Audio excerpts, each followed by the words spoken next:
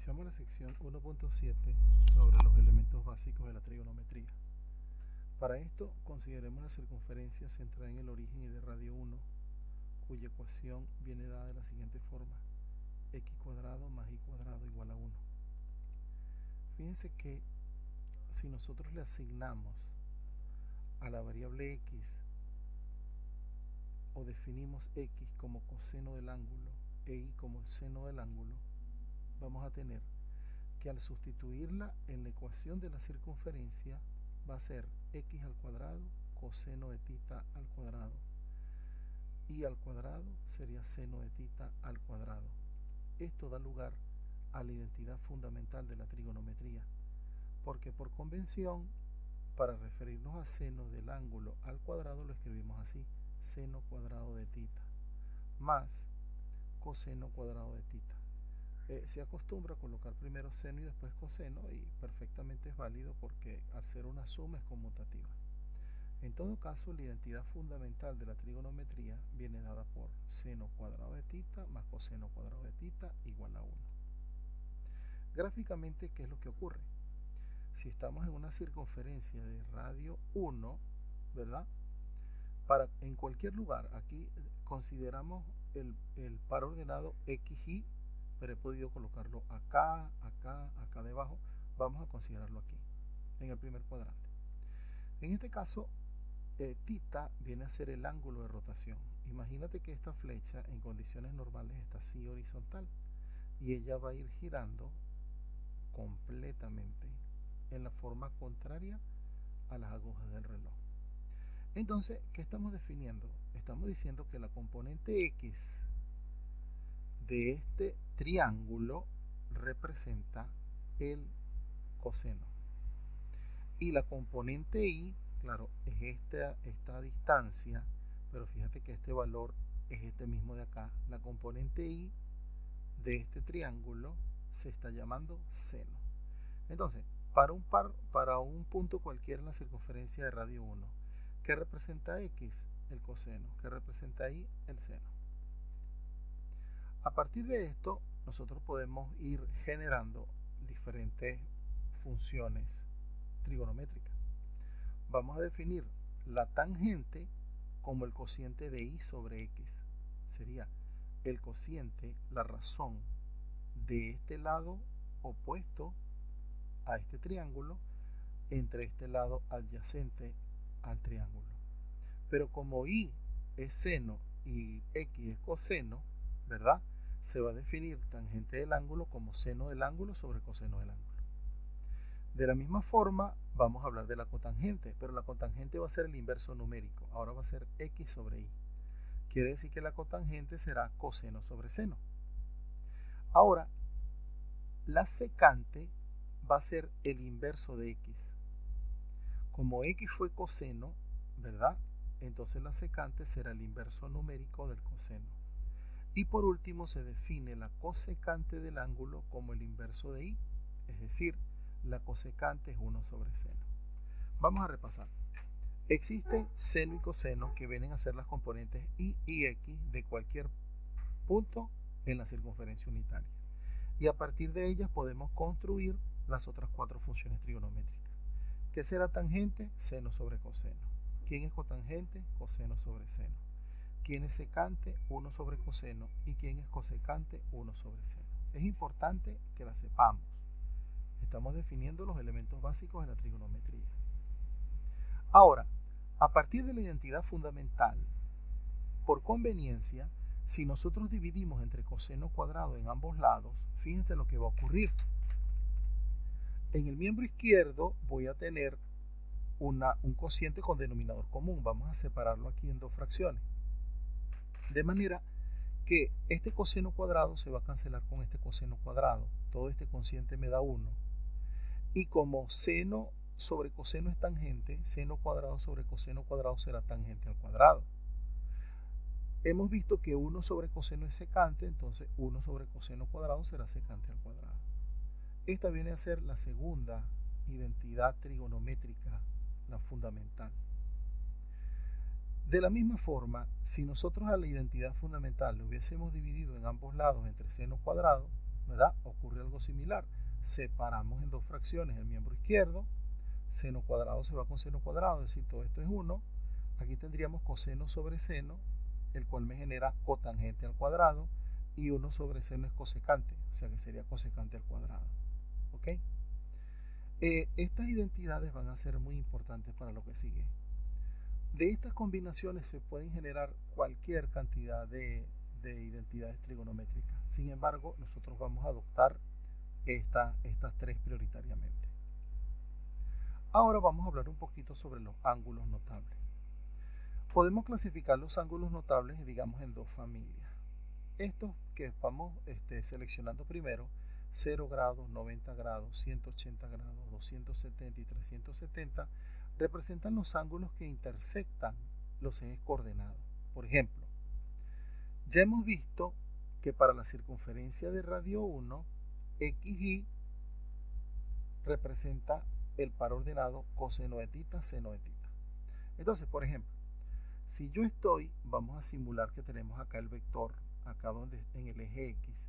Si el vector está ubicado acá, significa que el ángulo es 0. En ese caso, decimos que el coseno de 0 es 1 y el seno de 0 es 0. ¿Ok? Recuerda, primera componente coseno, segunda componente seno. Ahora, si el ángulo o el vector estaría acá, el ángulo sería de 90 grados. Si el vector está aquí, el coseno es 0 y el seno es 1. Y así vamos. Si el vector estuviese acá, ¿verdad? El ángulo sería 180 grados. Entonces, diríamos que el coseno de 180 es menos 1 y el seno de 180 es 0. Y así sucesivamente. Por ejemplo, si me mandan a calcular el coseno de 90, yo sé que el vector va a estar aquí arriba. Entonces, coseno, como es la primera componente, coseno de 90 es 0. Si me mandaban a calcular seno de 90, sería la segunda componente, es 1. Si me mandan a calcular la tangente de 180, vamos a ver. 180, el vector estaría acá. ¿Qué sería tangente? Seno sobre coseno. Sería y sobre x. O sea, seno de 180 sobre coseno de 180. ¿Quién sería el seno de 180? 0, porque es la componente y. ¿Quién sería el coseno de 280? De 180, perdón, menos 1. Sería 0 entre menos 1, 0. O sea que nosotros, ¿por qué se llaman ángulos notables? Porque son ángulos que van surgiendo de manera frecuente en la matemática. Es cuando coincide con los ejes coordenados el vector. ¿Ok? Muy bien. Ahora, vamos con la segunda familia de elementos, 30, 45 y 60. Cuando yo estoy en las clases presenciales, a mí me gusta mucho decir esto. Yo les digo, bueno chicos, piensen que tenemos un triángulo rectángulo, ¿verdad? Y búsquenme un par de ángulos que al sumarlos me den 90. Porque si tengo un triángulo rectángulo, uno de los lados es de 90 grados. Dime un par de ángulos que al sumarlos me den 90. Rápidamente los chicos siempre dicen 30 y 60 o 45 y 45. Entonces, eso surge de manera natural. Quiere decir que 30, 45 y 60 también se consideran ángulos notables. Esto que está acá no representa una forma matemática. Más que todo sería como un truco. Es como algo que dentro de la sociedad de estudiantes, digamos, se acepta, ¿no? Y se trabaja de la siguiente manera. Aquí estoy teniendo la fila corresponde a seno, por eso la S.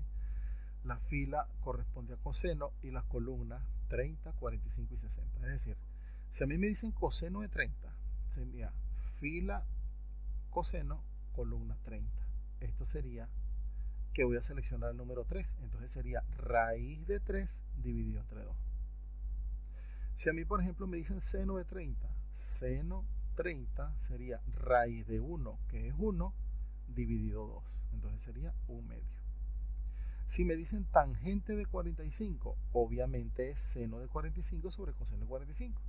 ¿Qué sería seno de 45? Seno 45. Seleccionaría este 2. Sería raíz de 2 sobre 2. Raíz de 2 sobre 2. ¿Y qué sería coseno de 45? Fíjate que aquí también tomo el 2. sería raíz de 2 sobre 2. Es muy curioso, pero ahí coinciden los valores. Se cancela el numerador con el denominador y me da 1. Quiere decir que la tangente de 45 es 1. Ahora, vamos a hablar seguidamente de la trigonometría sobre un triángulo rectángulo. ¿Ok? Sería generalizar lo que vimos en la circunferencia, en el triángulo que estaba inmerso en la circunferencia de radio 1, pero ahora para un triángulo cualquiera. Vamos a imaginarnos que tenemos un triángulo cualquiera, ¿verdad? Pero ahora a ese triángulo le vamos a fijar un ángulo.